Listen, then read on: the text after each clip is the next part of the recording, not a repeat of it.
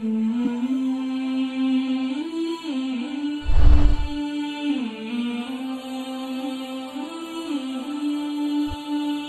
علیکم ورحمۃ اللہ وبرکاتہ. الحمد للہ وحدہ والصلاة والسلام علی من لا نبی بعدہ. اما بعد فاعوذ باللہ من الشیطان الرجیم. بسم اللہ الرحمن الرحیم. قل ان کنتم تحبون اللہ فاتبعونی یحببکم اللہ. قرآن کریم میں اللہ رب العزت نے ارشاد فرمایا کہ اگر تم چاہتے ہو کہ اللہ تعالیٰ تم سے محبت کرے تو اے نبی مکرم صلی اللہ علیہ وسلم سے کہو کہ یہ تمہاری اتباع کرے. محمد رسول اللہ صلی اللہ علیہ وسلم کی محبت حاصل کرنے کے لیے لازم ہے کہ ان کی اتباع کی جائے.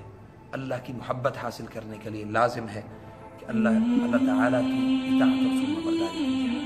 وَيَغْفِرْ لَكُمْ، اس کا فائدہ کہ اللہ تمہیں معاف کر دے گا. کن چیزوں کو؟ ذنوبکم، تمہارے گناہوں. واللہ غفور رحیم، اللہ تعالیٰ بہت زیادہ معاف کرنے والا ہے.